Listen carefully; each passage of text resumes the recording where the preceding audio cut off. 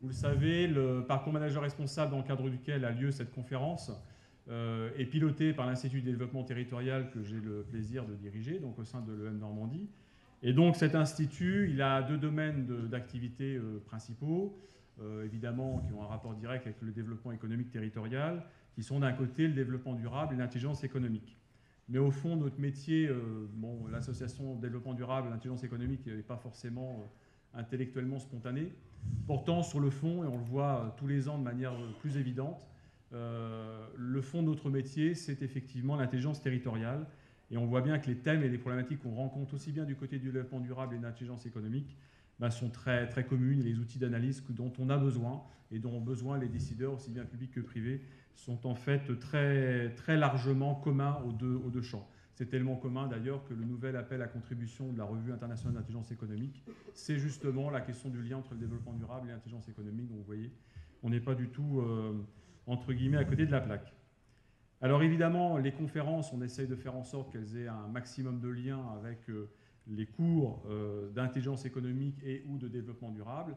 Et là, ce soir, justement, le sujet qu'on va aborder, il a un lien très fort avec les deux volets qui sont les domaines d'expertise et de travail, d'activité donc de l'IDET. Donc je laisserai Claude Rocher, évidemment, vous expliciter ce lien, vous faire découvrir, grâce à la thématique des Smart Cities, un univers aussi qu'il connaît bien et qu'il pratique encore très récemment, et qui n'est pas forcément un univers géographique et économique que vous connaissez bien, vous verrez. Et puis donc à l'issue de la conférence, évidemment, on échangera. Le but, c'est que vous posiez vos questions, mais aussi qu'il y ait un échange. Et comme d'habitude, on vous propose un tirage au sort pour nous accompagner pour le dîner. Donc il y a 2 places pour 2 étudiants ou étudiantes. Donc celles et ceux qui auront envie de venir participer à ce dîner, auquel ils sont donc invités, parce que je suis toujours très surpris de voir si peu de cartes dans le sac. Donc je le dis, c'est une invitation. Vous n'aurez pas à régler votre dîner, c'est une invitation de la part de l'école. Eh bien, pourront nous accompagner après et poursuivre les échanges. Pour les autres, donc l'écrasante majorité, vous n'oublierez pas en sortant de badger, évidemment, de manière à ce que votre présence soit bien enregistrée. Merci de votre attention et donc je passe la parole à Claude Rocher. Vous pourrez retrouver également à l'issue de la conférence sur le site de l'école, dans les pages de l'IDET, il y a une lettre d'intelligence économique et territoriale que nous produisons, qui s'appelle Lettre d'intelligence économique et territoriale de l'EM Normandie, comprendre et entreprendre. Et donc Claude a été notre invité il y a 1 an et demi, si je me souviens bien. Donc vous retrouverez dans cette lettre aussi une partie des propos qu'il tiendra ce soir. Merci en tout cas d'avoir accepté notre invitation. Merci de votre accueil. Certains d'entre vous, un certain nombre même, ont fait de l'intelligence économique. Alors, comment je suis venu à m'intéresser à ce thème des Smart Cities? Bien. J'étais, il y a 5 ans, responsable du laboratoire d'intelligence économique de Bercy. Donc, la mission, c'était de faire le lien entre les avancées de la science et les opportunités pour les entreprises françaises. Et en faisant ma veille, je tombe sur une commande faite par le gouvernement chinois auprès d'un cabinet anglais, qui était de concevoir une centaine de master plans d'éco-cités chinoises. Les éco-cités chinoises, ce sont des systèmes intégrés où on ne serait pas trop nombreux. Une petite ville en Chine, c'est 500 000, 1 million, c'est tout petit.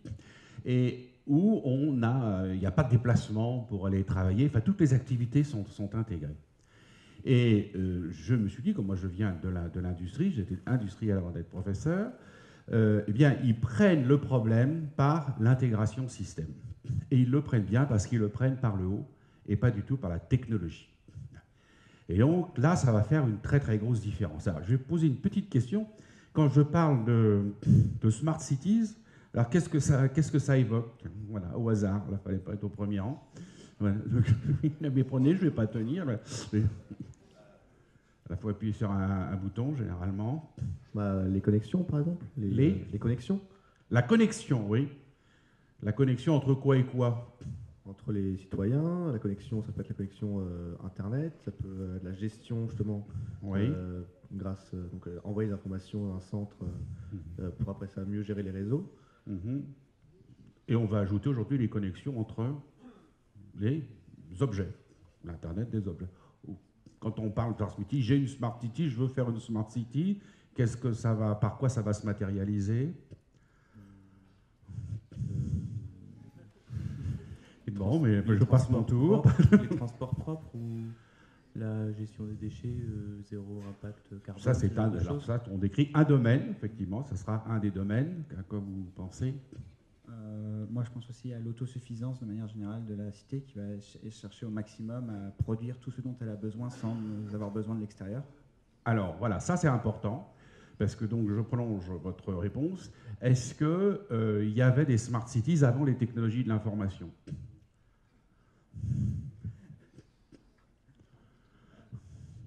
L'autosuffisance, on le verra, la réponse est oui. La réponse est oui. C'est pas parce qu'on va mettre des technologies de l'information qu'on va avoir une ville intelligente, alors que vous entendez souvent dire, une fois j'ai un étudiant qui m'a soutenu son mémoire, Aix-en-Provence, ville intelligente, mais je n'avais pas remarqué que c'était une ville intelligente, ah, si, parce qu'on met du Wi-Fi à la lampadaire. Voilà. Donc on vous met une appli pour gérer les bicyclettes, le Wi-Fi à la lampadaire, et on a une ville intelligente. Alors ce n'est pas du tout l'approche que je vais prendre, qui est l'approche par l'intégration système, exactement comme vous venez de le dire. Et je vais prendre l'exemple qui est le plus emblématique à ce jour, qui est le cas des villes russes. Les villes russes, parce que ça pose tous les problèmes de développement économique, et je vais utiliser la présentation que j'ai faite la semaine dernière dans l'Oural, à Yekaterinbourg, un forum sur le développement des régions russes comme levier du développement économique de la Russie, et plus que comme levier, comme changement de paradigme, passer d'une économie qui est basée sur les modes de production de masse de la seconde révolution industrielle vers l'économie avec un I, c'est l'économie basée sur l'information, l'économie de la troisième révolution industrielle. Alors, commençons par définir ce qu'est une ville intelligente.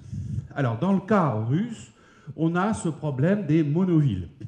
Les monovilles, c'est autant de détroits, de Detroit, comme aux États-Unis, c'est-à-dire des villes qui font une seule activité, l'automobile, et où les gens n'ont qu'une seule compétence. Donc, vous savez ce qui est arrivé à Détroit, ce qui lui arrive, la ville s'est effondrée parce qu'elle est entrée dans une dynamique de rendement décroissant. Alors, voilà typiquement le cas d'une monoville russe. Donc, c'est Togliatti, c'est la ville de l'automobile. Alors, vous en avez comme ça des tas. Il y a Togliatti, il y a Akademgorodov, qui est la cité des savants. Donc, on pensait une finalité et une ville. Et vous voyez que l'architecture, elle est monofonctionnelle, c'est pas du tout intégré, comme vous l'avez dit. C'était une architecture qui est conçue de manière descendante, on va dire top-down dans le jargon, et ce qui illustrait le pouvoir. On ne s'intéressait absolument pas à la relation entre les gens. Les concepteurs de ce genre d'architecture, c'est à la fois Le Corbusier, un plus récent Oscar Niemeyer, et là c'est un architecte stalinien qui a conçu ça. Donc Le Corbusier, c'était un militant fasciste, ça cohabitait très très bien avec les staliniens, c'est-à-dire on fait des architectures monofonctionnelles, donc qui ne remplissent qu'une fonctionnalité à la fois, et qui illustrent cette idée de puissance. Alors c'est un poids considérable pour l'économie russe, parce que ça représente 31% du PIB, et on a entre 330 et 400 monovilles, selon la limite que l'on y met, et ces villes doivent être subventionnées par le gouvernement fédéral, parce qu'elles n'ont plus de rentabilité économique. Donc la question, comment on va partir de ces structures urbaines qui sont improductives et les transformer en villes intelligentes. Alors voilà le poids. Vous voyez qu'en plus certaines sont isolées. Je parlerai à un moment, je donnerai comme exemple, pour la petite flèche, elle est là, voilà. Celle-là, là au cercle polaire, Norilsk, qui est une ville totalement isolée, c'est la ville la plus polluée et la plus polluante du monde. Voilà. Donc il faut tout repenser et tout refaire. Elles sont localisées sur des lieux de matières premières, et comme elles sont isolées, elles ont peu d'échanges. Donc il n'y a pas de synergie entre activités économiques. Et vous ne savez pas que la croissance, elle repose, et le développement, sur la synergie entre activités économiques. Donc ce n'est pas un problème d'avoir une vieille industrie lourde. Alors, nous, on a gardé notre industrie lourde, on a modernisé notre industrie automobile, notre sidérurgie, même si on l'a perdu depuis. Mais on peut repenser les modèles d'affaires en utilisant les technologies de l'information. En arrêtant, par exemple, quand moi j'étais dans la sidérurgie, on s'est mis, au lieu de penser tonnes produites, on a commencé à mesurer la production d'acier en mégaoctets d'information. C'est-à-dire une brame, un coil, il produisait, et on le mesurait en mégaoctets d'informations. Et on fait toujours de l'acier, et on fera toujours des villes avec du béton, du fer, de l'acier. Mais il s'agit de les penser autrement, d'avoir une autre vision de leur fonctionnalité. Alors, si vous regardez la définition officielle, telle que, pour autant qu'elle soit officielle, parce qu'il n'y a aucune définition labellisée de Smart City, celle qui est adoptée par l'Union européenne, c'est celle que j'appelle la collection de Smarties. La collection de Smarties, si je prends des Smart, voilà, je fais Smart Economy, Smart Environnement, Smart Governance, Smart People, Smart Mobility, Smart Living, voilà. J'ajoute des trucs. Alors, ils vont faire, à l'Union européenne, ils ont un rating, comme ils disent, là, où ils vont dire, en fonction du nombre de Smarties qu'il y a dans le sac de bonbons, la ville sera plus ou moins intelligente. Bon, et ben ça ne marche pas. Alors, vous avez un très bon livre qui a été fait il y a 2 ans par un pamphlétaire américain qui connaît très très bien le sujet, contre la Smart City, et qui montre que ce concept a été développé par les vendeurs de technologie, par les GAFA, par les grandes boîtes, par les Cisco, et pour trouver de nouveaux marchés. Une fois que le marché des technologies d'information a conquis les entreprises, il fallait se poser la question, quels sont les nouveaux marchés? Et les nouveaux marchés, c'est ceux de la ville. Alors c'est un petit peu comme si la ville d'aujourd'hui avait été pensée par Roux et Combalusier pour faire des ascenseurs, par des constructeurs automobiles pour faire en sorte qu'il y ait le plus possible de circulation. Et donc on ne part pas du tout des besoins des citoyens, de la vie réelle dans la ville. On ne se pose pas du tout la question qu'est-ce que c'est que la vie urbaine. On va prendre de la technologie, on va la mettre sur une ville, on va dire voilà, puisque je vais connecter à peu près tout avec tout, eh bien ça va me produire de l'intelligence. Alors à ce jour, ça a donné Songdo en Corée, qui perd de l'argent. Hein, c'était soi-disant une ville totalement intégrée, c'était un espèce d'énorme business center. Bon, ça marche pas très bien. Ça, c'est Plan IT Valley. Alors, c'est le type de l'appartement totalement connecté dans lequel il n'y a pas d'habitants. À Plan IT Valley, il n'y a pas d'habitants. Abu Dhabi, à Masdar, Abu Dhabi, vous en avez entendu parler, il n'y a pas d'habitants non plus. On ne peut pas y habiter. C'est des villes qui sont des démonstrateurs technologiques. C'est pour montrer ce qu'on peut faire avec les technologies qui sont financées par les vendeurs de technologies. Ce n'est pas des villes pour y vivre. Donc, il va falloir qu'on se pose la question comment on vit dans la ville. Et si vous voulez avoir une analyse très très précise du discours, comment s'est construit le discours sur les Smart Cities, le bouquin de Greenfield, Against the Smart City, est vraiment très intéressant. Alors, regardons qu'est-ce que c'est qu'une ville, quelle est la physique de la ville, comment ça marche une ville. Alors, il va falloir conjuguer, aujourd'hui, c'est grâce à la science des systèmes, grâce à la puissance de calcul, bon, on est capable de dire en gros qu'une ville va être la combinaison de 4 lois physiques. Première loi, vous la connaissez peut-être, hein, puisqu'on l'utilise en informatique, en loi des réseaux, c'est la loi de Metcalfe, c'est-à-dire que la valeur de réseau est égale au carré du nombre de connexions. C'est-à-dire une ville, pourquoi on vient dans une ville, c'est l'historique de la ville, c'est ça. On vient dans une ville pour avoir des connexions. Parce que ces connexions créent des opportunités. Si je suis tout seul dans ma campagne, c'est peut-être très joli, mais je n'ai pas de connexion. Donc on vient chercher de la connexion, et plus il y a de connexion, plus on est connecté. Par exemple, vous verrez que si vous faites une carte des connexions Facebook dans l'île de Manhattan, vous verrez que plus on est connecté, plus ça connecte. On est vraiment dans un effet de rendement fortement croissant. Mais alors, ce que l'on observe, c'est que il y a un rapport entre les interconnexions réelles et la distance qui sépare les gens. Alors là, on récupère une loi qui est déjà ancienne, c'est qui a été développée au début du 19e siècle par Johann Heinrich von Thunen, sur l'État isolé, das isolierte Staat, et qui montrait que tout État, toute ville, tout système humain se développait en cercle concentrique. Au centre, on avait les rendements les plus croissants, les activités à rendement croissant, il y avait plus de connexions. Après, on allait vers des cercles tout autour de la ville, les cultures maraîchères à haut rendement, et ainsi de suite par cercles successifs jusqu'à l'agriculture extensive. Donc, ça veut dire que ça ne va pas être également réparti sur l'espace. Un autre chercheur, plus récemment, a reformulé cette loi, c'est la loi de Tobler, qui a montré que ce qui est plus proche se connecte avec ce qui est plus proche. Donc plus on est proche, plus on se connecte. Donc la connexion va décroître avec la distance. Plus récent encore, le rapport entre les externalités positives et négatives et la taille de la ville. Ça reprend ce que vous avez étudié en économie, c'est la loi des agglomérations de Marshall, fin du 19e siècle, mais ça a été développé par deux chercheurs du Santa Fe Institute, Geoffrey West et Louise Bettencourt, qui ont compilé toutes les datas sur toutes les villes du monde, sans faire de différence entre villes développées, villes industrielles, etc. Bon. Et ils ont trouvé qu'il y avait un phénomène de rendement croissant sur les externalités produites par la ville, c'est-à-dire que plus la ville croît, plus elle va créer des opportunités économiques. C'est externalité positive, mais plus elle va également créer des externalités négatives, c'est-à-dire la criminalité, le stress, la pollution, le trafic de drogue. Et en plus, que plus elle va croître, plus les coûts vont être décroissants, c'est-à-dire qu'il sera toujours plus rentable d'accroître une ville que d'en construire une nouvelle. Autrement dit, si je fais rien, la ville, elle va s'accroître en tache d'huile. Ça, c'est le problème. On a lancé au début de l'année le chantier Casablanca Smart City. Ceux qui connaissent Casablanca, c'est une très grande ville. On ne connaît pas, comme Mexico, on ne connaît pas son nombre d'habitants à 1, 2, 3 millions près, mais c'est une ville qui s'étend de 300 hectares par an.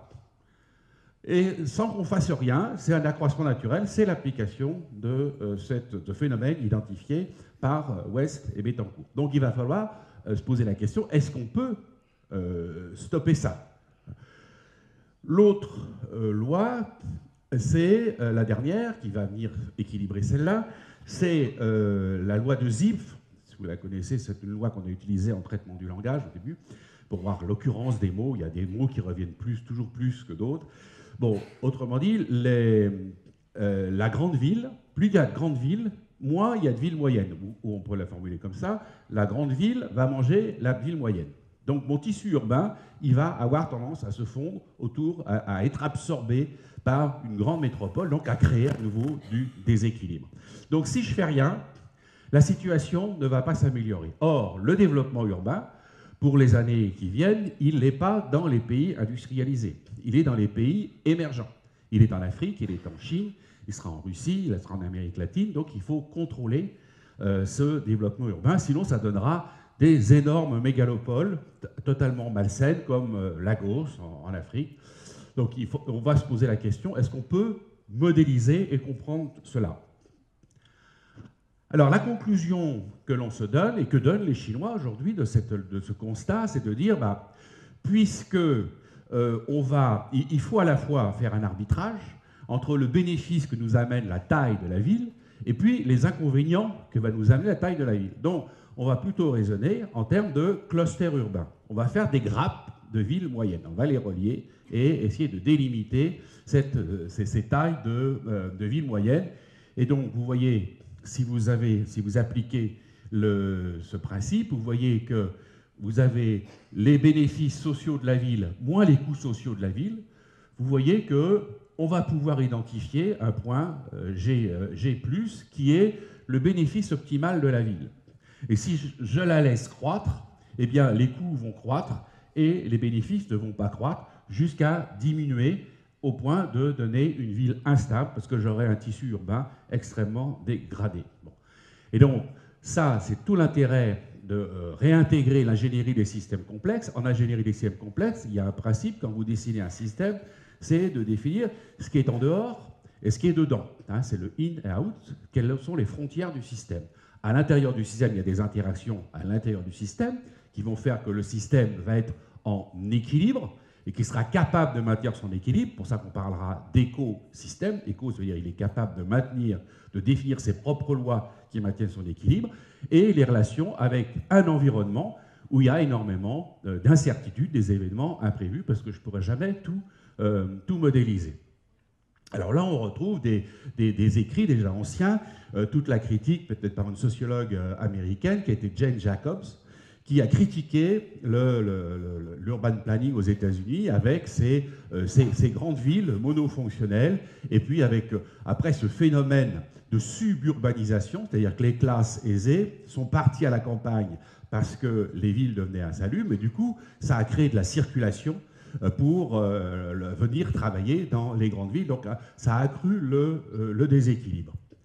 Donc, il va falloir équilibrer le bénéfice produit par la connexion que je peux corréler à de la richesse, et puis la taille et le nombre de villes.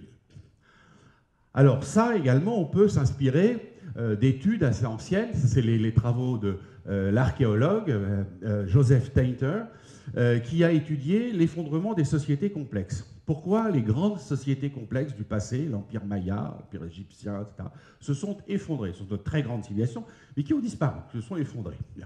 Eh bien, il a identifié ce phénomène qu'il y a un moment, ces sociétés deviennent tellement complexes qu'elles n'arrivent plus à contrôler leur complexité. Et donc, la seule solution, c'est de réduire la taille. Vous avez une loi dans le pilotage des systèmes complexes, qui est la loi de Ashby, qui est que le plus complexe contrôle le moins complexe. Donc, vous appliquez ça au système de gouvernement. Vous devez avoir un système de gouvernement, de gouvernance, ça comme vous voulez, qui soit capable de comprendre la complexité du système qu'il a à piloter. Sinon, c'est le gouvernement qui est piloté par les circonstances, qui est piloté par le système, et il ne sert plus à rien, le système devient turbulent et il va imploser. Donc, vous avez la croissance de la complexité, donc il faut complexifier les choses. Complexifier, c'est créer de la connexion. Donc j'ai besoin de complexité, mais j'ai besoin de bonne complexité. Et il y a un moment, le retour marginal de cette complexité va devenir décroissant. Donc, il va falloir toujours que je me pose la question de la limite que je vais poser à cette croissance. Alors, vous allez me dire tout de suite, et on va sûrement discuter beaucoup de cette question, ça va être beaucoup plus facile à faire sur une ville nouvelle que sur une ville ancienne. On ne sait pas, aujourd'hui, on démarre sur Casablanca, on ne sait pas comment on va faire. Hein. On a des projets pilotes, mais on ne sait pas vraiment comment on va faire. Par contre, si je démarre à partir de rien, ça peut être plus facile. Alors, comment on va définir cette ville intelligente comme système complexe? Alors, une ville intelligente, c'est une ville où il y a des interactions entre les gens, et maintenant des interactions entre les gens et les objets connectés. Parce que votre voiture, elle va être connectée, elle va émettre de l'information, vous interagirez avec votre voiture, avec votre maison et tout ça. Bon. Tout ça, ça crée de la complexité et une grande quantité d'informations, et ces informations, elles vont circuler de plus en plus vite. Donc la complexité va s'accroître très rapidement. L'émergence, c'est des phénomènes qui n'existent pas à l'état naturel. Par exemple, quand vous dites, voilà, je suis assis confortablement dans mon fauteuil, est-ce qu'il y a une fonction précise qui fait que le fauteuil est confortable? Non, c'est à la fois l'ensemble, c'est le chauffage y participe, la climatisation, la sellerie, bien sûr.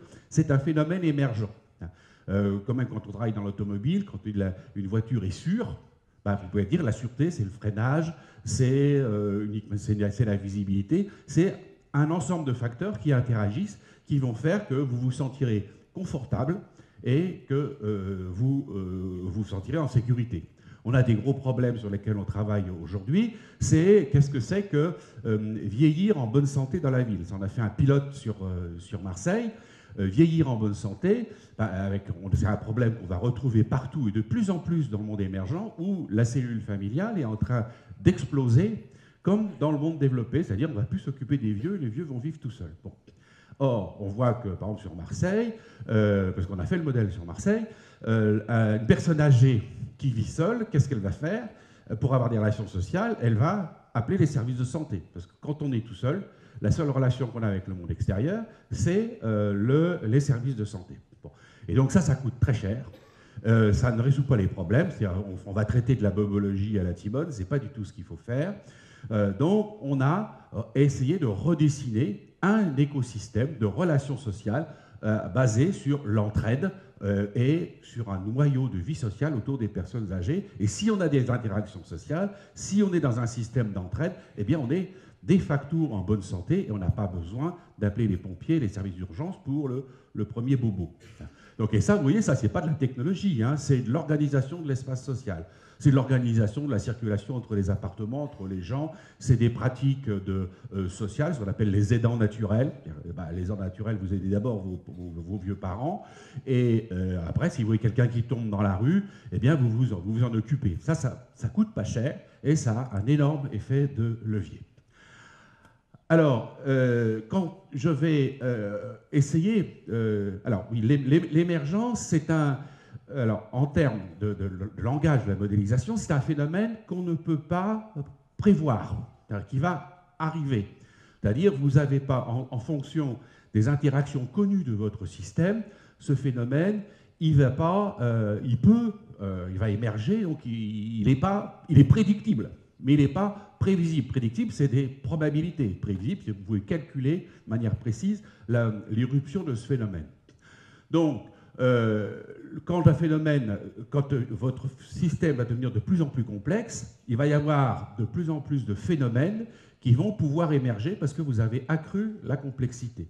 Et donc, si vous avez le malheur de dire, si vous êtes trop rationnel, si vous êtes trop cartésien, vous allez dire, j'ai tout calculé, j'ai tout prévu. Ça, vous savez, c'est le management titanique. Hein. J'ai tout prévu, il n'y a pas d'iceberg, je fonce. Bloum, c'est premier coup l'on gagne, plus près de toi, mon Dieu, ça coule. Donc ça, si vous raisonnez comme ça, c'est la cata totale. Et malheureusement, on continue à raisonner comme ça. Donc quand on va faire du design de systèmes complexes, on va sans arrêt raisonner. Bon, pour ceux qui font un peu d'informatique, c'est les boucles if-then. Tiens, on va se dire, et si ça se passe, qu'est-ce que j'ai comme scénario? Et sans arrêt, on va questionner le système. Alors, pour faire de la veille, hein, ça aussi, intelligence économique, eh bien, il va falloir que je fasse de la veille sur tout type de phénomènes qui vont pouvoir perturber le système. Par exemple, le changement dans les comportements. L'éclatement de la famille, ce n'est pas un système technologique. Le fait que les personnes âgées vont vivre seules, ça va avoir une énorme incidence sur le tissu urbain, mais ça n'a rien à voir avec la technologie. Donc ça, c'est un comportement humain. Et puis, toutes les technologies qui vont changer à l'intérieur du système, qui vont créer de la connexion et qui vont créer des tas de choses. Hein. Vous avez vu les gamins qui mettent leurs photos sur Facebook et puis n'arrivent plus à les retirer parce qu'elles se sont disséminées et ça aboutit à des catastrophes. Hein. Ça, c'est de la combinaison de technologie et de comportement. Donc, ça vous crée un phénomène émergent qui n'était pas prévu. Donc, quand vous avez fait cette veille, vous allez définir les états désirables et indésirables que vous souhaitez que prenne votre système. Alors, un exemple type, c'est les big data, les données. Hein. Chaque fois que vous rentrez sur Internet, vous produisez des données, vous produisez sans arrêt des données. Vos smartphones, même si vous les avez éteints, vous avez vu ça en intelligence économique, ils continuent à produire des données et on peut savoir quelqu'un, un cerveau quelque part, peut agréger toutes les données de tous les smartphones qui sont dans cette pièce et en déduire des scénarios, faire des corrélations, etc. Et vos données sont sans arrêt utilisées. Alors, qu'est-ce qui est désirable? Qu'est-ce qui est indésirable? Où sont les limites entre les corrélations nécessaires et utiles entre les données et où sont les corrélations qui vont poser des problèmes, de sécurité des systèmes, parce que si votre système connecte tout avec tout, il va devenir instable, et puis 2, de confidentialité et de propriété des données. Et donc, quelle valeur vous allez donner à ces scénarios? Est-ce que c'est désirable? Est-ce que ce n'est pas désirable? Comment on va les quantifier dans un contexte précis? Et après, on peut en abstraire un métasystème, un modèle qui va permettre de comprendre comment cette complexité va émerger. C'est-à-dire comment les scénarios que je n'aurais pas prévus, même si je suis très intelligent, et le problème c'est quand on est très intelligent, on pense qu'on a tout prévu, hein, comment ce que je n'ai pas prévu va pouvoir émerger. Alors un modèle, la modélisation. Quand on parle de modèle, généralement on dit voilà, c'est copy-paste, hein, je vais faire copier-coller, je vais faire un modèle idéal. Bon, la modélisation, c'est pas ça. Faire un modèle, c'est une représentation abstraite de la réalité. Vous voyez, là, une réalité. En sciences cognitives, on sait que la réalité, on ne peut jamais l'observer complètement. On ne connaît pas les limites de la réalité. Et nous, on raisonne, c'est Paul Valéry, au début du XXe siècle, a beaucoup travaillé là-dessus, il disait toujours, on ne raisonne que sur des modèles. C'est-à-dire, on a une représentation de la réalité, et on raisonne sur cette représentation de la réalité. Et cette représentation de la réalité, elle n'est jamais complète, parce qu'on n'a jamais accès à toute la réalité. Quand vous discutez entre vous, mais c'est la réalité, vous voyez tout de suite que vous avez entre vous des représentations de la réalité qui sont différentes parce qu'elles sont partielles. On ne peut pas avoir de représentation intégrale de la réalité. Au début, on se disait, c'est l'atome, après maintenant c'est les quantas, maintenant on descend sous les quantas. Bon, où sont les limites de la réalité? Bon, on ne sait pas. Donc, je vais faire une représentation abstraite. C'est quoi une ville? Une ville, il y a des transports, il y a du logement, il y a des activités sociales, il y a des comportements humains. Tout ça, ça va interagir. Une fois que j'ai fait mon modèle, je vais dire, par exemple, je vais construire une ville. Je vais mettre des contraintes à mon modèle. Par exemple, à Singapour, ils ont mis comme contrainte au modèle ne pas passer plus de 45 minutes en transport domicile-lieu de travail par jour. Si vous êtes à Mexico, la grande ville fait 21 millions d'habitants, et le temps moyen de transport, c'est 4 heures par jour. Alors, si vous supposez qu'une personne sur deux se déplace, ça fait 10 millions multiplié par 4, donc ça fait 40 millions d'heures de travail, qui sont d'heures de transport, ce n'est pas du travail, justement. Alors, il va falloir les valoriser, ces heures de travail. Alors, c'est du temps perdu, c'est 4 heures quand vous êtes dans votre voiture, dans un embouteillage, vous ne faites rien. C'est du stress, c'est de la pollution, parce que vous produisez de la pollution, c'est de la non-éducation, du non-soin apporté à la famille, donc c'est plein d'externalités négatives. Alors, il va falloir le quantifier. Aujourd'hui, on ne sait pas quantifier ça. Quand on fait des calculs de coûts, quand on fait les calculs d'investissement public, on n'intègre pas du tout ce genre de calcul. Or, si vous réinvestissez ces 4 heures, ces 40 millions d'heures journalières dans des activités créatrices, vous voyez que vous avez, pour pas cher, d'énormes leviers de développement. Ça, c'est uniquement de l'intelligence humaine, dire comment je vais organiser l'espace pour organiser les déplacements entre le lieu de travail et le domicile. Donc vous allez construire, voilà, vous avez défini vos contraintes et vous allez construire votre ville. Votre ville, elle va voir apparaître, votre modèle en général, hein, il va voir apparaître de nouveaux phénomènes et il va émerger une nouvelle réalité. Cette réalité, je vais l'examiner avec mon modèle, et puis je vais dire, tiens, il y a plein de choses que je n'avais pas prévues. Et c'est normal. Donc je vais enrichir mon modèle, je vais l'actualiser. Et donc mon modèle, il va être évolutionniste, il va évoluer au fil du temps, et il va me permettre de concevoir des choses de plus en plus complexes, de plus en plus adaptées à ce que je veux. Donc, il va falloir qu'on prenne l'habitude de dire, voilà, ce n'est pas la vérité que j'ai inventée, ce n'est pas une solution définitive, mais ce sont des hypothèses. Et mon but, c'est de comprendre les limites de cette hypothèse, de voir ce qui fonctionne bien, ce qui ne fonctionne pas bien, et d'avoir un retour sur mon modèle. Alors, difficulté supplémentaire dans une ville, c'est qu'on a deux types de systèmes. Il y a des systèmes physiques que vous connaissez bien. Hein. Là, c'est ce que j'appelle les domaines hard. Hein. Donc, vous avez le logement, le travail, l'industrie. Bon, ça, ce sont des systèmes qu'on appelle les systèmes conservatifs. C'est-à-dire, je peux les représenter, les analyser avec les lois de la physique. Par exemple, vous allez implanter, ils ont fait ça à Lyon, ils ont développé les logiciels, ils ont un prix d'innovation pour ça, un bus en site propre. aujourd'hui, on va savoir calculer quel va être l'impact de développement de ce bus en site propre sur la pollution, sur le temps de travail, les temps de transport, etc. etc. Je peux modéliser des variables qui vont être de nature extrêmement différente. Je peux les intégrer dans un même modèle. Ça, on commence à savoir ça. Et surtout, on a les technologies et la puissance de calcul pour le faire. Bon, ça, c'est un élément de la complexité. C'est ce qu'on appelle la modélisation multi-agent. Donc ça, en gros, on sait faire.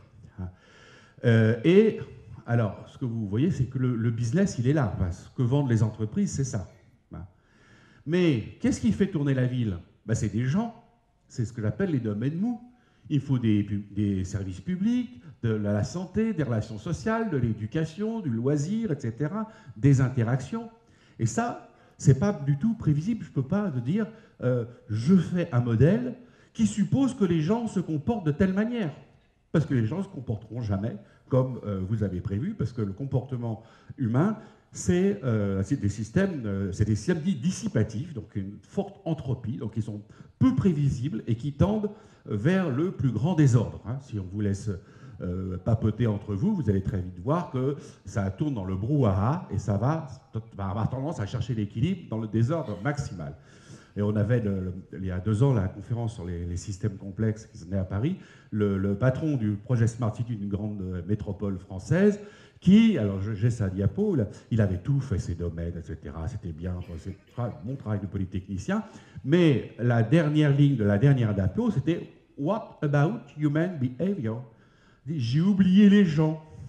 J'ai oublié que dans une ville, il y a des gens. Et quelle va être la relation des gens avec la technologie? Comment vous allez utiliser vos smartphones? Est-ce que j'ai prévu que quand je faisais un cours, une conférence, maintenant, tout le monde allait tripatouiller son smartphone pendant la conférence? Est-ce que j'avais prévu ça dans la logistique de l'enseignement? C'est un phénomène de comportement, de relation avec la technologie, qui n'était pas du tout intégré dans le développement de cette technologie. Donc, il va falloir que je comprenne comment se comportent les gens. Alors ça, c'est les sciences sociales, c'est l'économie institutionnelle, c'est la sociologie urbaine.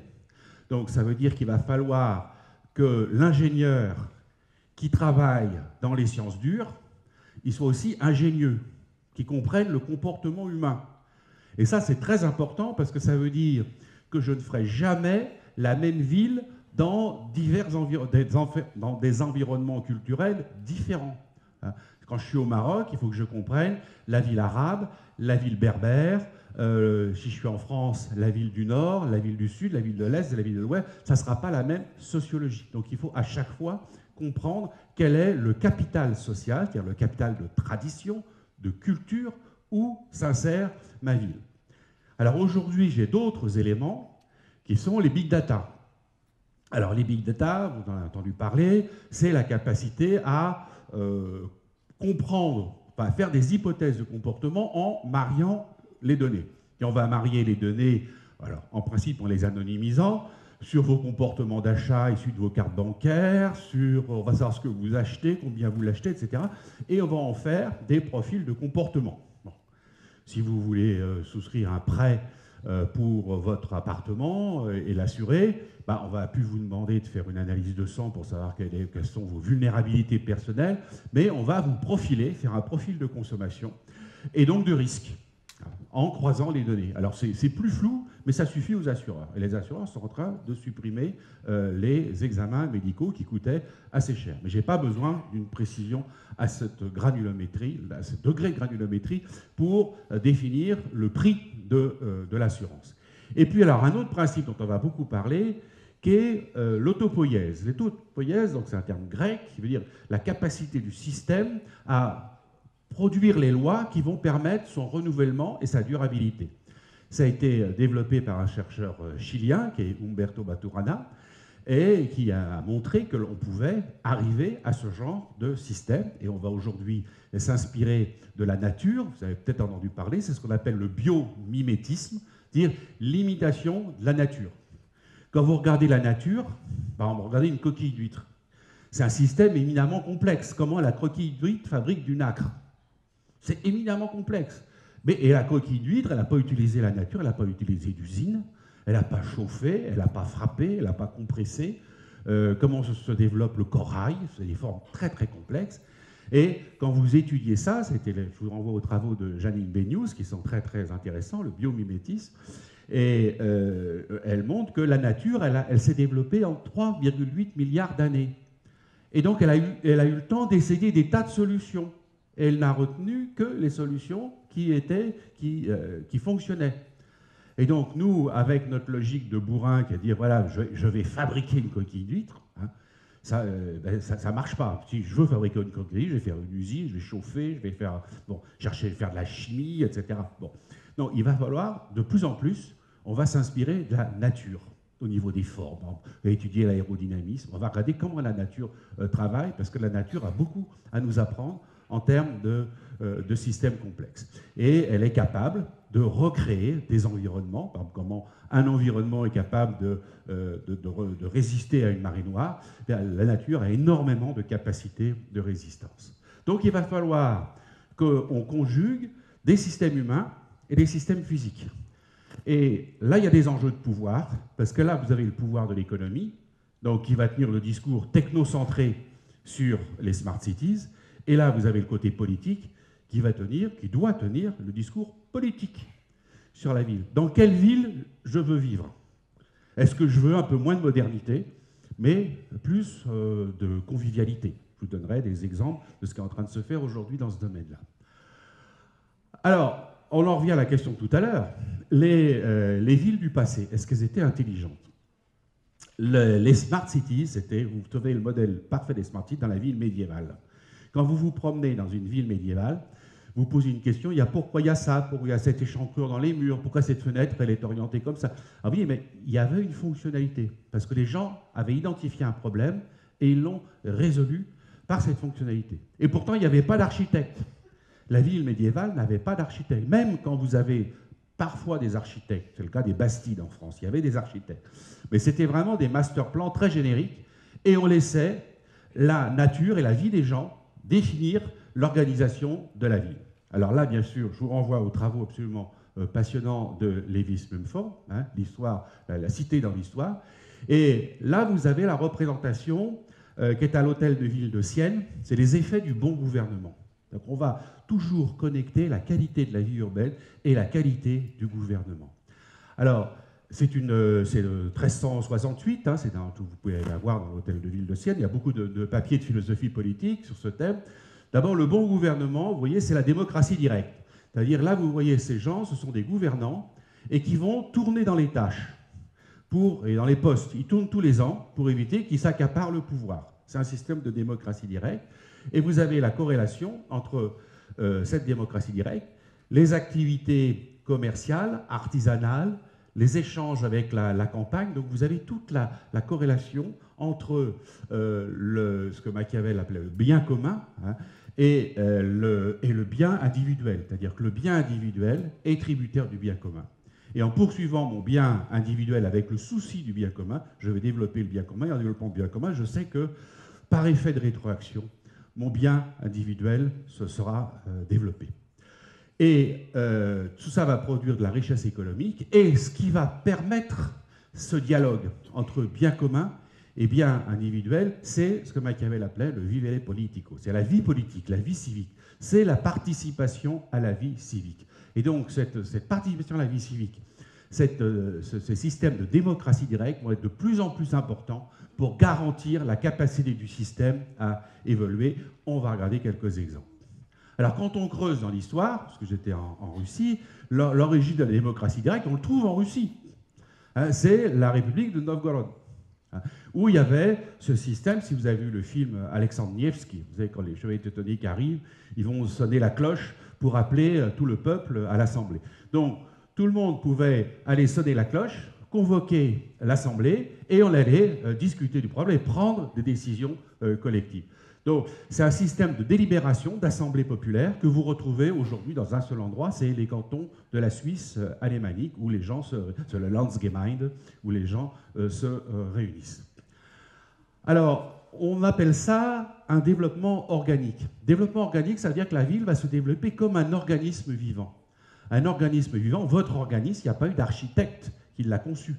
Il va se développer en résolvant des problèmes qu'il rencontre et de manière ascendante.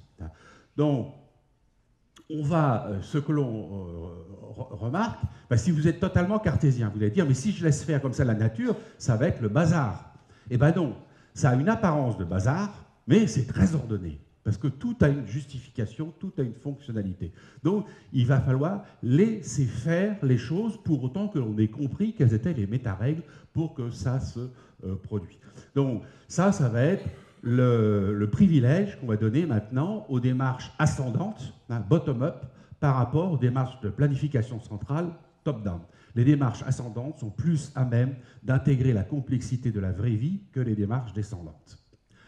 Alors voilà, ça je suis allé chercher ça la semaine dernière, je suis allé au musée de la ville d'Ekaterinbourg, et c'est exactement, c'est rigolo parce que c'est exactement l'opposé de la ville italienne. Vous voyez la fondation de la ville en 1723, et vous voyez, c'est une usine. Au début, c'était même pas une ville. C'est une usine métallurgique, construite autour d'une seule fonctionnalité. Donc, c'est la ville construite de manière ascendante, monofonctionnelle et associée à un idéal politique qui est l'autocratie. La ville complexe, vivante, démocratie directe, la ville monofonctionnelle, autocratie. Vous voyez donc, la pensée, là, a une très grande cohérence. Et les villes modernes, à partir du XVIe siècle, vont avoir tendance à être dessinées de manière top-down, avec le baroque, l'architecture haussmannienne, où on définit des grandes avenues, des grandes artères qui structurent le pouvoir. Le baroque, c'est le pouvoir absolu. Haussmann, c'est le pouvoir absolu aussi, c'est l'empire. Donc ça a une signification politique. L'architecture a une signification éminemment politique. Alors, comment on va essayer de développer cette croissance organique de la ville? Alors, référons-nous à ce que nous dit la science. On a développé, après la Seconde Guerre mondiale, à partir de 1945, c'est la cybernétique. Alors, la cybernétique, il y a deux âges dans la cybernétique. Il y a le premier âge de la cybernétique, le First Order Cybernétique, qui est de dire, voilà, je vais concevoir une grande machine, et cette machine, elle va s'autoréguler par feedback. C'est-à-dire qu'elle a un comportement, ce comportement est une cause qui a un effet sur un environnement, et par le feedback, je suis capable de dire, est-ce qu'il faudrait un peu plus ou un peu moins de choses, donc je vais avoir un événement auto-régulateur. Mais la limite de ce modèle, c'est que s'il se passe quelque chose que je n'ai pas prévu, que je n'ai pas prévu qui puisse être prévu, si je n'ai pas prévu l'imprévisible, mon modèle ne va plus du tout marcher. D'où le développement de la cybernétique de second ordre, ce qu'on appelle l'autopoïèse, il va intégrer cet imprévu. Donc, on ne peut pas la concevoir de manière totalement descendante. On peut avoir des métaplans, on peut dire, voilà, je vais avoir des grandes fonctionnalités, comment on va vivre, etc. Mais je ne peux pas tout prévoir dans le détail. Le détail, il faut le laisser à la capacité d'auto-organisation du système. Alors voilà, ça c'est Paris, les cybernétiques de niveau 0, c'est-à-dire on a des systèmes qui ne sont absolument pas autorégulateurs. Ça, j'ai pris ça dans le métro. Un voyageur malade, le trafic dans le métro, c'est 3 millions. 3 millions de personnes. Un voyageur malade, 3 millions de voyageurs sont arrêtés. Là, pour revenir dans le train, il y avait un glandu qui faisait une manif sur la voie ferrée. Bon, voilà, le train s'arrête. Voilà. Donc, ça, il n'y a aucune capacité d'autorégulation du système.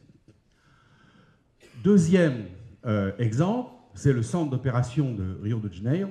Et là, ça a été construit par IBM. Là, c'est typiquement la cybernétique de premier ordre. C'est-à-dire qu'on pense qu'on va pouvoir intégrer tout ce qui arrive dans une ville. La criminalité, les incidents, le feu, etc. Et par stockage des informations dans un super cerveau central, le centre d'opération de Rio, on va pouvoir contrôler toute la ville. Jusqu'au moment où arrivera un phénomène que vous n'avez pas intégré dans votre métamodèle et le truc ne va pas marcher. Alors, au contraire, ce que l'on va chercher à faire, c'est ces systèmes autopoïétiques. C'est-à-dire, c'est des systèmes des processus. On va définir aujourd'hui la ville non plus comme un ensemble physique, mais comme un réseau de flux. des réseaux de flux et de nœuds où se rencontrent ces flux, et donc ils sont vivants et ils se réorganisent en permanence comme un organisme vivant. Donc il va falloir comprendre comment ça fonctionne. Donc, et être capable de faire confiance aux capacités auto-organisatrices des gens. Ça va demander un certain nombre de conditions. Et cette capacité auto-organisatrice, elle va permettre au système de réagir spontanément et de manière endogène, c'est-à-dire qui vient de l'intérieur, à des événements imprévus. Vous êtes face à une catastrophe. Bon. Comment le tissu social réagit à cette catastrophe? Est-ce que vous êtes là, pendu à votre téléphone, dire allô la police, allô les pompiers, j'attends les pompiers, puis je ne sais rien faire. Enfin, vous regardez comment le tissu social japonais a réagi après la catastrophe de Fukushima, donc des très fortes capacités d'auto-organisation qui immédiatement ont permis de nettoyer, de remettre en état les villes, après surtout le tsunami. Fukushima, c'était un peu déserté. Bon, bah, pareil, les États-Unis, quand vous voyez les gens, leur maison a été détruite par un ouragan, bah, vous dites, bah, on va les reconstruire, c'est pas grave. Ce ne sont pas des maisons, ces maisons sont plus pour être détruites. Mais vous pouvez les mettre trucs enfants, vous voyez les gens qui pleurent, on attend les assurances, on attend l'expert, on est dépendant toujours d'un papa. Donc, est-ce que le système, il est capable d'avoir ces comportements qui vont lui permettre de se régénérer? Alors, là, on a les travaux qui sont déjà anciens. C'est des travaux qui remontent aux années 1970. Ce sont les travaux de Christopher Alexander, qui ont été un petit peu ignorés à l'époque, qui ont servi en architecture système, mais surtout en informatique. En informatique, c'est ce qui a donné la naissance à la modélisation système, à l'architecture orientée service, le SOA, hein, pour ceux qui font un petit peu d'informatique. Et donc il a écrit 2 ouvrages très importants, et il dit, voilà, la qualité des constructions ne peut être que générée indirectement. Alors dans la philosophie chinoise, on vous dira, pour faire pousser une fleur, vous ne tirez pas dessus. Si on tire sur une fleur, la pensée cartésienne, c'est-à-dire qu'il faut tirer sur la fleur, non, vous allez travailler les conditions autour de la fleur pour qu'elle pousse. Donc ça va être généré indirectement par les actions ordinaires des gens que vous ne pouvez pas modéliser. Vous ne pouvez pas avoir un modèle où vous dites « je suppose que les gens vont se comporter comme ça ». Il y a quelques années, quand on a lancé le métro, le bus à Rabat, tous les collègues marocains me disent « dans 2 ans, les Arabes vont avoir tout dégueulassé parce qu'ils sont dégueulasses ». Bon. Ils restent propres. Voilà. Donc les hypothèses faites sur le comportement des gens n'étaient pas les bonnes. Hein. Ils se sont appropriés cette technologie et ils la respectent. Hein. Voilà, donc la chimie, elle est remplacée par la conscience des gens, pour autant que les gens partagent des configurations, ce qu'on appelle des patterns, hein, des modèles culturels. Et ça, dans la vie médiévale, pourquoi ça marchait? Parce que les gens partageaient la même culture, ils avaient la même vision du beau. Il n'y avait pas de permis de construire. Il n'y avait pas de permis de construire, mais personne n'aurait construit une maison Phénix ou une horreur comme ça. Parce qu'on avait le sens, on partageait un système de valeurs sur l'ensemble de la ville. Et donc, ça, c'était ce qu'on appelle les institutions informelles. Il n'y a pas besoin de l'écrire. C'est partagé, et les institutions informelles, ce sont des institutions que vous n'enfreignez jamais. Parce que c'est une croyance, c'est que vous l'avez au fond de vous. Et donc, comment vont s'intégrer ces configurations de manière ascendante? Eh bien, progressivement, de haut en bas, sans que personne ne prenne de décision, et surtout sans qu'on ait de vision de la configuration finale. Notre ville de Sienne, Béziers, nos belles villes médiévales en France, bon, il n'y avait pas de plan, on ne savait pas ce que ça allait donner. La configuration finale, elle est née de la vie. Et c'est très beau, et c'est très fonctionnel. Donc c'est cette dynamique qu'il va falloir retrouver. Alors pourquoi la ville, elle a arrêté d'être intelligente après le Moyen-Âge? Parce que la ville médiévale, elle avait compris la notion de périmètre de la ville, parce qu'il y avait le mur d'enceinte. Mais c'est justement qu'une fois qu'on a mis le mur d'enceinte, et on va retrouver ce problème dans la modélisation aujourd'hui, c'est que vous ne pouvez plus le bouger. C'est que la limite du système, vous l'avez inscrite dans l'espace. Et que la ville, elle s'est développée hors les murs, et elle a perdu, enfin la dynamique qui était au centre, elle a complètement disparu, ou alors il y a eu des changements technologiques, géopolitiques. Prenez des plus belles smart cities, c'est Venise. Bah, Venise, elle est complètement, aujourd'hui c'est plus rien, c'est plus une ville vivante, c'est un musée. C'était son industrie, ses institutions politiques, son rayonnement géopolitique, son rapport à la terre ferme, tout ça structurait la ville de Venise. Et dès lors que la géopolitique change avec la chute du royaume de Byzance et avec le déplacement du centre géopolitique du monde vers l'Atlantique, eh bien, il va y avoir cette difficulté de Venise à se réinventer et elle va progressivement décliner. Donc, c'est ce qu'on appelle un processus évolutionniste et il n'y a pas d'architecte central. L'architecte, il va travailler sur la compréhension de ces règles de modélisation. Alors, voilà comment ça peut évoluer.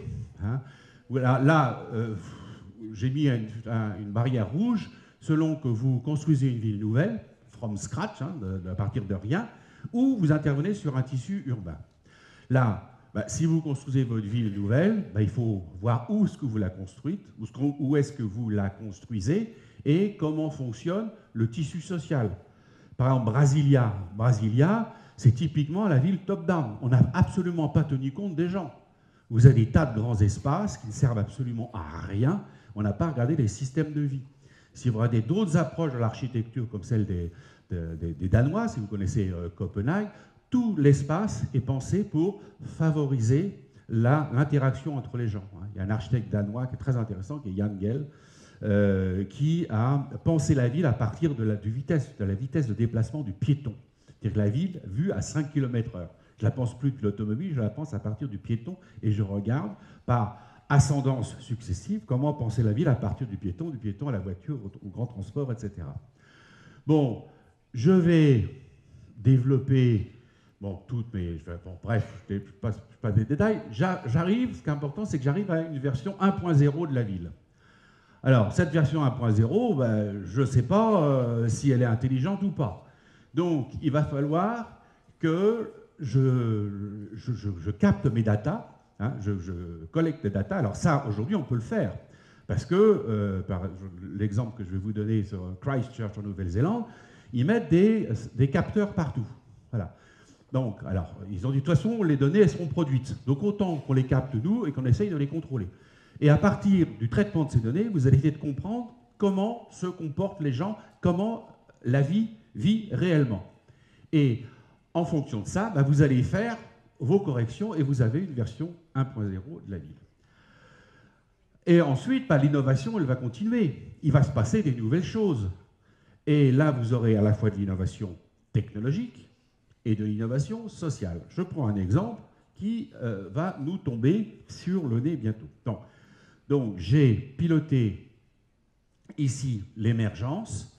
Là, j'ai testé, voir si ma ville a des propriétés autopoïétiques, et je vais voir maintenant comment elle est capable d'affronter des phénomènes que je n'avais pas prévus. Alors, phénomène que je n'avais pas prévu, c'est le véhicule électrique. Vous voyez ici les niveaux de consommation électrique, et chaque barre, ça représente une tranche nucléaire de plus. Voilà, donc quand tout le monde aura un véhicule électrique, on dira c'est génial, on ne consomme plus de pétrole, etc. Ah oui, mais il va falloir 2 centrales nucléaires de plus pour produire l'électricité, parce qu'il va falloir répondre au pic d'électricité. Donc ça, c'est un changement non prévu. Alors aujourd'hui, on commence à intégrer cette logique de l'imprévu, mais il faut le savoir. Chaque fois que vous allez résoudre un problème, ça va donner naissance à un autre problème. Vous avez entendu parler des smart grids, ces systèmes qui vont permettre de répartir l'énergie, de consommer moins d'énergie. Mais pour faire ça, il faut des fermes de données, il faut des data centers, il faut des très gros ordinateurs. Ces gros ordinateurs, fabriquer des ordinateurs et les recycler, c'est extrêmement polluant. 2, il va falloir les refroidir. Donc je vais consommer de l'énergie pour les refroidir.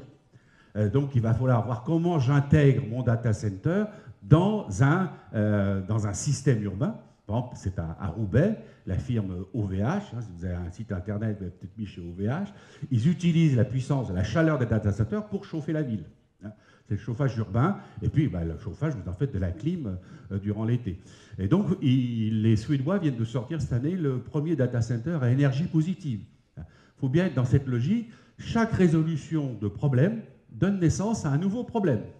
Donc, on sera sans arrêt dans cette sollicitation d'un état d'esprit très dynamique. Alors, quelques exemples. D'abord, la méthodologie. Comment on va faire ? Si vous partez de l'approche technocentrée qui est dominante aujourd'hui, on va partir de la technologie. Voilà, on va dire, voilà, j'ai des organes techniques, j'ai du Wi-Fi, j'ai de la data, j'ai des machins, donc voilà, je pars de là, et puis si je mets ça, ma ville, elle sera intelligente. Voilà. Et puis on va dire, alors les gens, comment ils vont interagir ? Non, je vais faire de la conduite du changement, je vais expliquer aux gens que c'est des vieux cons, etc. Bon, et je vais essayer de faire que les gens correspondent à la technologie. Donc ça, on sait que ça ne marche pas. Ça va organiser le rejet de cette technique parce que les gens seront désappropriés. Donc, en ingénierie système, on part d'abord de la question du quoi. Quelles sont les finalités stratégiques de la ville ? C'est-à-dire comment on veut vivre. Est-ce qu'on veut vivre dans une très grande ville, dans une ville moyenne, sachant qu'on veut tous à la fois avoir les avantages de la ville et les avantages de la vie à la campagne. Donc, il y a des arbitrages à faire. Et il y aura des changements technologiques. Autre changement technologique, par exemple, il y a une loi qu'on vous donne en urbanisme qui est la corrélation densité, économie d'énergie. Donc on va vous dire, voilà, plus la ville est dense, moins elle consomme d'énergie parce que je limite les transactions. Ça va devenir totalement faux parce qu'avec les bâtiments à énergie positive et les transports propres, au contraire, plus vous aurez de toits qui produisent de l'énergie, et moins vous aurez de véhicules, plus vous aurez de véhicules qui consomment moins d'énergie, plus la ville, à l'horizon 2050, plus elle va s'étendre, plus elle sera économe en énergie. Donc et tous ces phénomènes vont complètement changer. Donc il faut que j'intègre toutes les parties prenantes, d'où l'importance de la démocratie directe. C'est les habitants, c'est les industriels, c'est les autorités politiques, voilà. Qui est partie prenante à la conception de la ville. Il ne faut pas qu'il y ait un cerveau central qui dise, voilà, je sais ce qui est bien pour les gens. Une fois que vous avez défini ça, vous allez le déployer en fonction transport, fonction habitat, fonction santé, fonction éducation, et puis équiper ces fonctions avec des technologies. Donc vous allez faire interagir le peuple comme citoyen et aussi le peuple comme... en technologie, on va appeler ça des end-users, des utilisateurs finaux. Vous allez regarder comment les gens se servent de l'ordinateur, comment ils se servent de leur portable, comment ils se servent de tous les petits machins électroniques qu'on vous colle partout. Vous savez que la majorité des machins électroniques ne servent absolument à rien.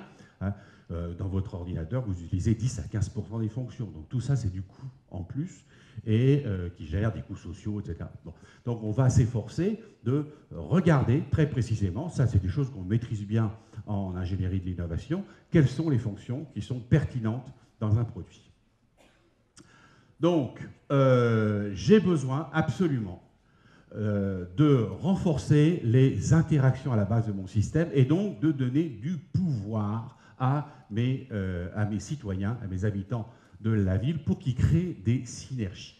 Si je n'ai plus de synergie dans la ville, s'il n'y a plus d'un tissu social cohérent, la ville va s'effondrer. Ça va devenir soit une espèce de jungle, hein, c'est les favelas, c'est la banlieue de Mexico, c'est Lagos, où vous avez les riches qui se barricadent dans des quartiers riches. Ce n'est plus un tissu urbain vivant qui produit les bénéfices d'un tissu urbain.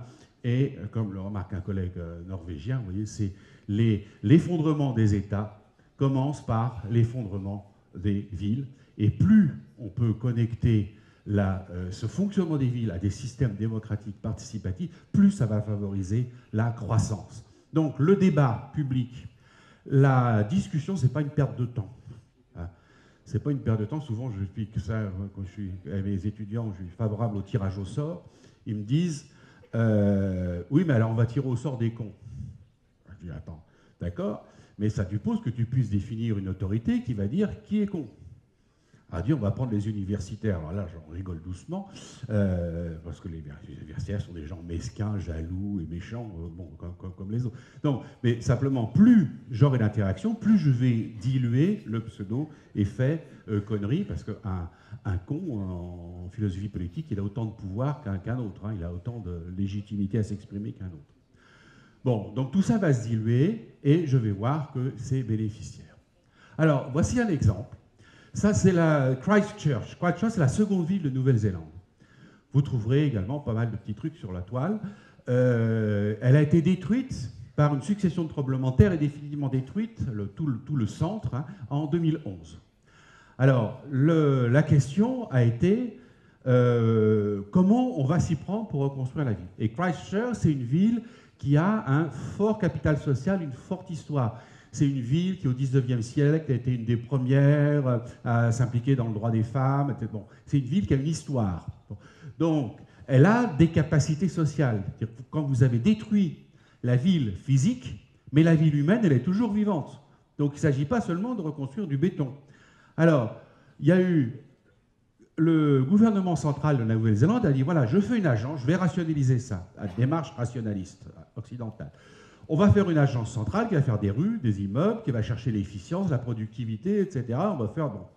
Ah, les gens disent non, on ne veut pas du tout faire comme ça. Ils ont élu une maire, Madame Lyon Dalzell, qui a expliqué que si on voulait que la ville soit résiliente, notamment qu'elle puisse résister à de nouveaux chocs, vous avez vu qu'il y a 15 jours, il y a encore eu un choc, un earthquake là au sud de Christchurch. Bon, il fallait qu'elle repose sur la capacité auto-organisatrice des habitants. Donc, elle a mis en place un système qui est complètement bottom-up, où, vous voyez, les gens, alors on utilise des techniques d'expression par post-it, des techniques qu'on maîtrise bien, hein, et puis on va intégrer ces idées et les traduire après en fonction. Alors là, vous avez peut-être entendu parler en développement produit, ce qu'on appelle le design thinking, c'est-à-dire vous allez rêver l'objet, non pas du tout des points de vue de l'aspect matériel de l'objet, de la finalité de l'objet. Et ça, c'est prodigieux. On développe ça à l'école des ponts en ce moment, à Paris. J'ai fait un atelier en juin, et on avait un test, et je devais concevoir le sac à main d'une dame. Ah oui, le sac à main, c'est plutôt les dames. Donc elle m'a expliqué complètement non pas du tout la forme du sac à main, les matériaux, etc. Moi, j'avais des matériaux, j'avais la pâte à modeler, du papier, etc. Et elle me dit, voilà, quand j'ouvre mon sac à main, je veux voir la photo de mes gamins, ça me rassure, etc. Bon, les fonctionnalités attendues. Alors, à partir de ça, moi, j'ai commencé à bâtir quelque chose de physique. Et c'était horrible parce qu'elle a éclaté de rire quand je lui ai montré, mais elle a dit, mais t'as conçu un sac à main pour mec. Voilà. Et ça n'avait absolument aucun rapport avec ce qu'elle attendait. Et pourtant, moi, je m'étais efforcé de bien l'écouter. Donc ça veut dire que quand on va faire de l'analyse de besoins, de toute façon, ça va passer par nos filtres mentaux, et on va recoder ça à notre manière. D'où l'importance de tester et retester. Alors ça, on l'utilise en développement produit, et on est en train de le développer. Ça a été développé à l'université de Stanford. On a créé la Design School à l'école des ponts, à Paris, et on est en train de développer ça pour la ville. Comment on veut vivre dans la ville. On ne va pas dire ce que tu veux des maisons en bois, enfin, en béton, non. On ne va pas parler des matériaux, on va parler uniquement des fonctionnalités et traduire ça en cahier des charges. Donc ce sont de très grands processus participatifs, et vous pourrez trouver pas mal de films sur Christchurch. Alors, autre raison pour laquelle impliquer les citoyens, c'est des raisons plus classiques, hein. Qui sont liées à l'innovation technologique. Il faut toujours tester toute innovation auprès des utilisateurs. Et ça, c'est des théories comme moi déjà un petit peu anciennes. C'est les approches par les lead users, c'est-à-dire les utilisateurs de points qui ont été développés par von Hippel. C'est-à-dire vous allez laisser l'innovation venir de l'usage. C'est même pas un test, voilà, vous avez un produit qui est une hypothèse, et puis l'utilisateur, il va se l'approprier. Et puis, par exemple, von Hippel, quand il a fait ses premières recherches dans les années 80, il a vu il l'a fait sur Netscape, tout premier navigateur, que les gens utilisaient les dossiers de Netscape pour classer leurs documents sur l'ordinateur et que ce n'était pas du tout comme logiciel de gestion du courrier électronique. Donc vous allez laisser l'utilisateur innover, vous allez lui donner beaucoup de capacités d'initiative et vous allez observer ce qu'il crée. Il va vous donner des tas d'idées auxquelles vous n'auriez jamais pensé. Donc à nouveau, si vous faites confiance aux gens, ça vous donnera beaucoup de bénéfices, et deux, toujours attention aux problèmes politiques, ne pas laisser le pouvoir technique prendre le pouvoir sur le politique. Ça, alors après, vous avez des rejets assez fondamentalistes contre la technologie. Ça, c'est Jacques Ellul. Jacques Ellul, un doctorant qui est devenu un peu fou, qui est devenu un fan d'Ellul la dernière année de sa thèse, il a complètement autodétruit sa thèse, parce qu'il était rentré dans cette logique. Il faisait sa thèse sur un modèle de système d'information sur une grande métropole. Il a dit, mais le pouvoir technique reprendra toujours sur le politique. Il va toujours développer des ruses, comme le pouvoir politique est incompétent et qu'il s'en fout, il prendra toujours le pouvoir, donc c'est fichu. Donc il faut lutter contre la technique. Donc ce sont des impasses. Ce sont des impasses. Au contraire, la technique, c'est des champs du possible. La science, c'est des champs du possible. Donc il faut, au contraire, discipliner la science. Ne pas laisser les scientifiques et les techniciens prendre le pouvoir. Surtout pas. Il faut que nous, profanes, utilisateurs, soyons capables de s'approprier ce pouvoir. Alors, ça, c'est le travail d'un de mes étudiants qui va soutenir sa thèse dans les mois qui viennent, là. Et il a fait la modélisation d'un système d'approvisionnement en eau potable des communes angolaises. Il a testé sur des communes, il a eu un mandat, puis après il en a abstrait un modèle qu'il a testé sur l'ensemble des municipalités d'Angola. Et alors, il a toutes ces équations, il a tout le machin, mais ce qu'il a constaté, c'est que pour que le système puisse intégrer toutes les variables possibles, toutes les situations, toutes les fonctionnalités, et pour qu'il soit légitime parmi les habitants, il fallait se référer à une technique traditionnelle qui est l'arbre à palabre. Alors, si vous connaissez l'Afrique, l'arbre à palabre, c'est le gros arbre qui fait de l'ombre, et tout le village se réunit sous l'arbre pour palabrer. Et tout le monde va causer. Tout le monde va causer, et toutes les objections seront soulevées, seront débattues, mais une fois qu'on aura pris la décision, eh bien, ça y est, c'est pris. Alors ça, c'est des évolutions, ça a l'air simple à dire comme ça, mais en France, on ne travaille pas comme ça. Moi, j'étais associé pendant 3 ans d'une entreprise québécoise, et bien, les Québécois le disent, ça n'a pas d'ailleurs les Français, là, vous dites rien pendant la réunion, puis ça va jaser dans les couloirs, là. On ne peut pas construire de consensus comme ça. Donc il faut vraiment dire, si vous avez une valda à cracher, il faut la dire, mais vous n'êtes pas forcé, il y a des règles. Il y a des règles pour le dire, il faut être correct, il faut être poli. Bon. Alors, donc, on va connecter des processus, des modèles très très modernes, l'éco-efficacité, là il a sorti les équations, les indices, les machins, et un système extrêmement traditionnel qu'on va retrouver dans le Carus avec le VECE, l'Assemblée délibérative. Et on va connecter ça à l'univers des nouvelles technologies. Alors, le mauvais exemple, c'était le bon exemple, c'est la cité globale, la cité mondialisée. La cité mondialisée, vous avez plusieurs travaux là-dessus, c'est sur le travail de Christophe Guilly en France et de Saskia Sassen pour le monde latino-américain. Vous voyez que cette ville globalisée, où toutes les fonctions liées à la globalisation, c'est notamment les fonctions liées à la globalisation financière, où il n'y a plus d'industrie matérielle. Donc tout va reposer sur des technologies de l'information. Vous avez cette classe de super riches, le 0,1% qui va se développer, la classe moyenne supérieure qui est la classe connectée, et autour une dissociation spatiale, vous l'avez ici pour la France, les classes populaires qui sont reléguées en dehors de la ville, les ménages pauvres en dehors de la ville, et dans la ville, il reste les classes supérieures et la population immigrée low cost. Parce que même quand vous avez développé un monde totalement connecté, il faut toujours des petites mains pour aller chercher les sandwichs. Donc, on a développé, alors ça c'est un phénomène mondial lié à la ville globale, que vous retrouvez partout, les super riches, la ceinture d'immigrants low cost, le tout étant séparé par des logiques communautaires extrêmement fortes avec des violences urbaines, et puis autour, là, la périphérie, les vieux pauvres, les old poor qui sont rejetés à la périphérie. Et ça donne, voilà, par exemple, vous regardez les dernières élections aux États-Unis, vous voyez la dissociation totale entre la partie bleue, les Dems, et puis les Rep, là, vous voyez, tout ce qui est intégré à la globalisation est bleu, tout ce qui est rejeté par la globalisation est rouge, se réfugie dans des comportements d'opposition à la globalisation. Ça, référez-vous au travail très important de Christophe Guilly et puis de Saskia Sassen, qui est partiellement traduite en français. Alors, autre élément lié à cette dissociation spatiale, faire une ville verte. Voilà, on va dire, voilà, je vais faire de Caen une ville verte. Donc j'interdis les voitures et tout le monde va rouler en bicyclette. Hein. En gros, c'est ce qu'ils essayent de faire à Paris en coupant, en interdisant aux pauvres de venir en voiture dans Paris. Mais quand vous regardez, ça c'était des trucs qui ont été faits par des boîtes d'ingénierie de l'environnement, on a mesuré ici les émissions quantifiées en tonnes d'équivalent CO2 liées au déplacement domicile-lieu de travail. Ben, qu'est-ce que vous voyez? C'est que vous avez autour des grandes villes recréé la ceinture rouge. Parce que, alors là, c'est sûr, hein, Bobo City, c'est vert, on roule en bicyclette.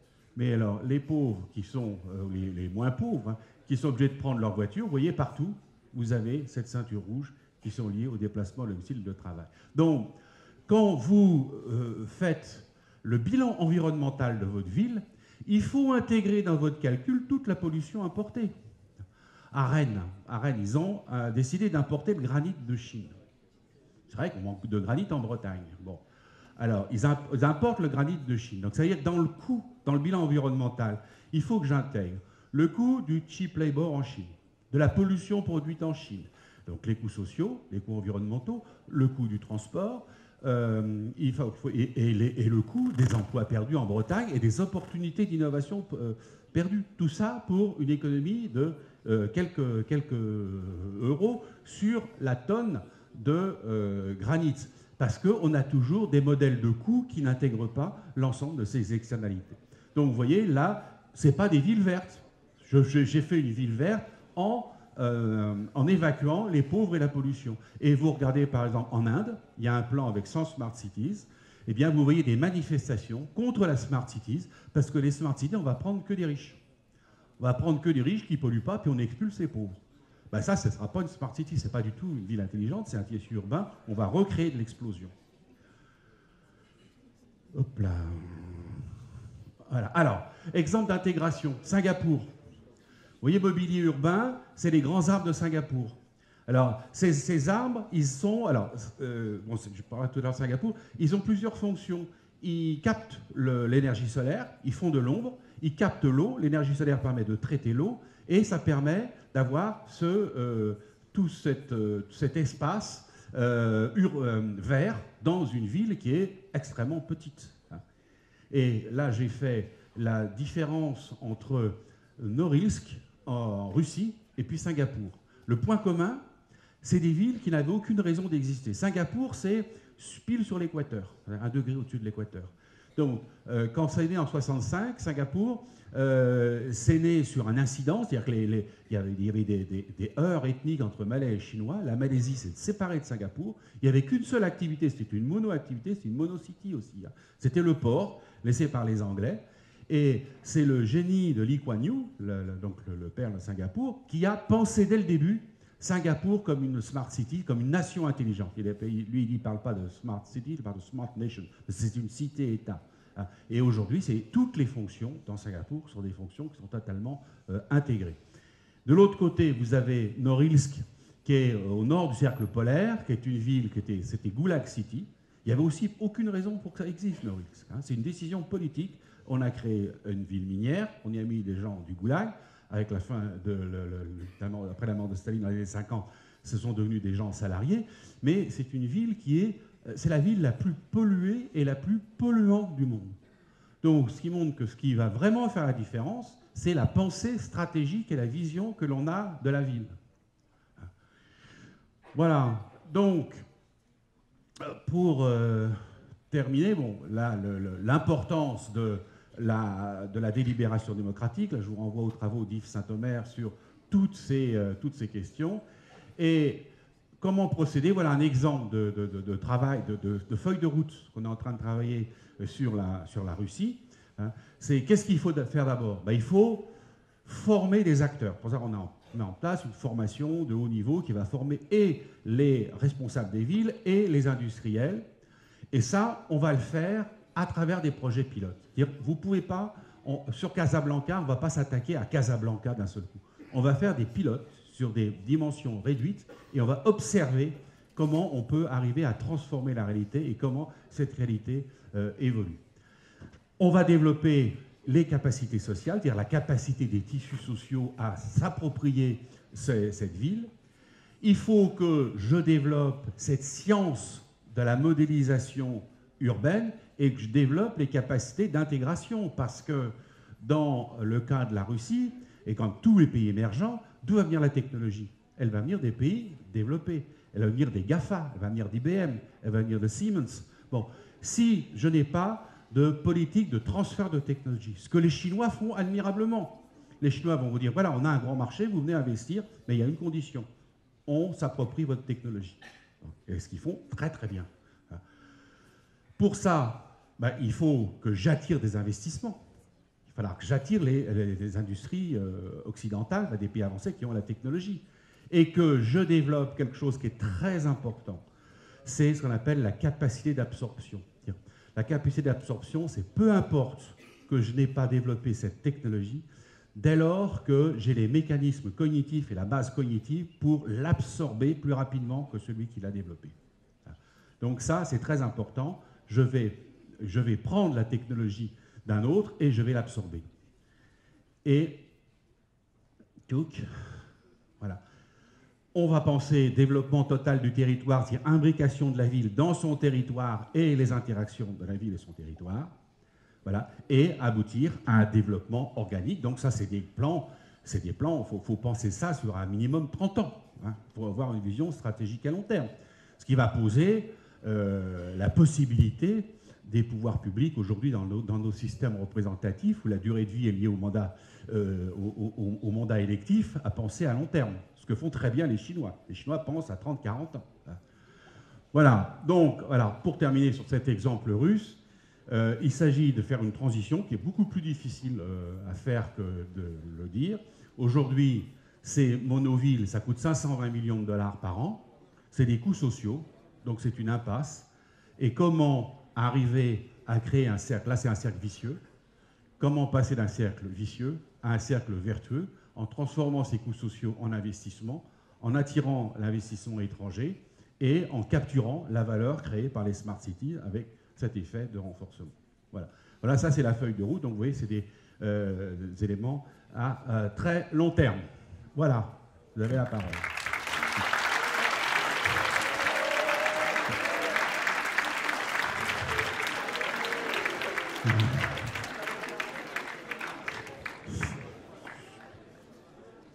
Bien. Alors, vous avez préparé vos questions. Vous voulez bien vous poser un petit peu en amphi, s'il vous plaît, 2 secondes? Merci. Alors, je suppose qu'il y a 2-3 questions pour clore cette soirée.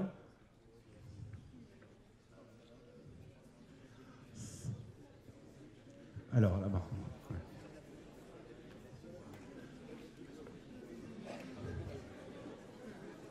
Bon, je ne sais pas comment il marche.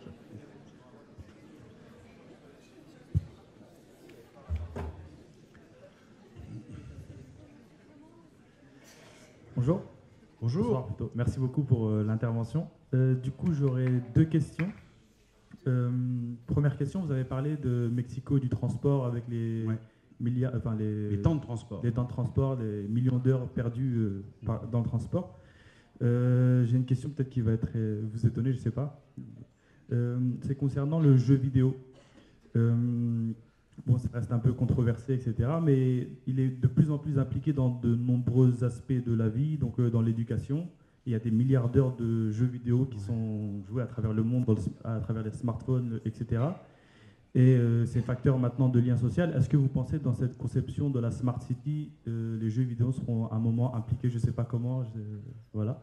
Ah ben, j'avais pas intégré ça, mais Effectivement, le jeu vidéo, c'est pas un facteur de lien social. Hein. Et on voit, par exemple, dans la densification ne va pas créer du lien social. Et c'est pas parce que vous avez accès à plus de moyens de communication qui crée du lien social. Moi, je m'étais un petit peu disputé avec un urbaniste dans le débat à Paris. Il me disait, mais à Paris, il y a plein de connexions. On peut faire des... Non, mais quand on est serré comme des sardines dans le métro, que chacun a son casque et son smartphone, c'est pas de la connexion. Donc, il va falloir penser comment se fait la connexion. Alors, si vous regardez les travaux de Jan Gehl, son livre, il était traduit en français, s'appelle L'échelle humaine. Il a repensé les villes justement à partir de l'échelle humaine, voir comment l'architecture va favoriser de la connexion. Parce que le jeu vidéo, est-ce que vous avez envie de sortir? Quand vous faites le choix de rester cloîtré, capturé par la vidéo, ou de sortir, c'est que vous avez quelque part un calcul coût-bénéfice, c'est-à-dire sortir, ça va être inhospitalier, et si la ville n'est pas hospitalière, vous allez vous renfermer sur le jeu vidéo, avec toutes les maladies, les conséquences médicales que ça peut avoir sur les phénomènes d'hallucinatoire, de psychose. Et une deuxième question du coup. Vous avez parlé à un moment du biomimétisme, et je sais qu'en Allemagne, ils sont assez en avance sur le sujet, ils travaillent beaucoup. Du coup, est-ce que vous pensez que c'est un sujet d'avenir aussi? Et si oui, est-ce que vous pensez qu'il pourra réconcilier vraiment l'homme et la nature? Ça fait partie des choses qui sont des hypothèses, qui ne sont pas prédictibles. Hein. Pour conjuguer un phénomène, il faut prévoir la catastrophe. Donc il faut pouvoir prévoir que l'homme va détruire complètement la nature. Mais l'homme peut apprendre la nature. Enfin, si je pose la question, est-ce que c'est possible? On sait que c'est possible. Mais ça veut dire, c'est créer des nouveaux rapports à ce qui a de la valeur. C'est-à-dire, la connaissance, ça a de la valeur. Ce qui est immatériel, ça a de la valeur. Alors, bien sûr, vous ne pouvez pas le transférer, le quantifier en dollars. Il ne faut pas le quantifier en budget. Je ne sais pas quelle est la valeur en termes de capital cognitif de l'école. Voilà, tu connais sa valeur, la valeur immobilisée. J'ai été viré d'une business school, je ne dirai pas son nom, parce que j'apprenais à mes étudiants à évaluer la valeur d'un système d'information à la valeur de son architecture. Est-ce qu'elle crée de la richesse ou pas, et pas à la valeur des comptes immobilisés. Et comme les étudiants veulent tous rentrer chez Goldman Sachs, etc., mes approches, je n'avais absolument rien à foutre. Mais c'est comme ça qu'il va falloir apprendre à penser. C'est quelle est la valeur de la connaissance. Quand vous investissez dans un territoire, il faut se poser la question, quelle est la valeur de ce territoire? Comment les gens pensent ici, comment ils interagissent? C'est le territoire intelligent, il y a un capital cognitif. Quand vous avez l'industrie horlogère suisse qui a réussi à se réinventer complètement, c'est parce qu'il y avait de l'interconnexion sociale face à dans les années 70, quand la montre digitale est arrivée, c'était la fin de la montre à aiguille. Hein. Bon. Donc, c'est parce qu'il y avait beaucoup de fluidité sociale, les industriels de l'horlogerie se sont redéployés sur la prothèse médicale, ça a restimulé le tissu industriel, il y a eu de l'innovation, il y a eu Swatch, ils ont repris le marché de l'horlogerie. Et vous traversez le Jura, vous arrivez en France, il n'y avait pas cette fluidité, on a perdu l'horlogerie. Donc tout est lié à ces facteurs immatériels. Et ça, ce n'est pas dans nos modèles de coûts. Il va falloir les intégrer. Merci. Est-ce qu'il y a une troisième et dernière question? Oui.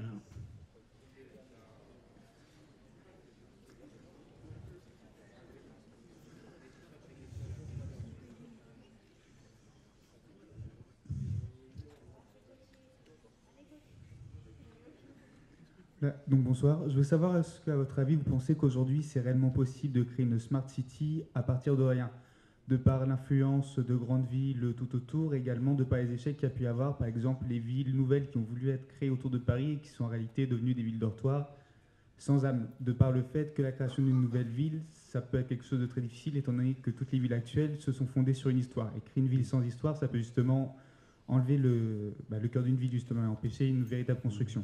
Alors, il y a deux questions. Est-ce qu'on peut créer, est-ce que c'est plus facile de créer une ville à partir de rien qu'à partir de quelque chose? Sur le plan de l'ingénierie, oui, parce que le problème, c'est comme quand vous faites de l'ingénierie de produits. Créer un nouveau produit, c'est plus facile que de transformer un produit parce que vous avez créé de la rigidité Votre ville, il y a du béton, vous avez écoulé des rues, etc. Donc il va falloir la démolir, la repenser, etc.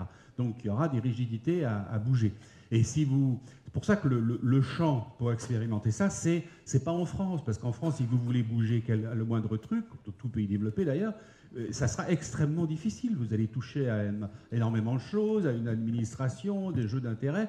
Alors que quand vous travaillez, par exemple, on a des projets dans les zones arides du Maroc, ou si on développe ça en Russie, on a beaucoup plus de liberté, on a beaucoup plus de souplesse. Alors, deuxième partie de la question, est-ce qu'on fera du copy-paste? Non, parce qu'il y aura des habitants.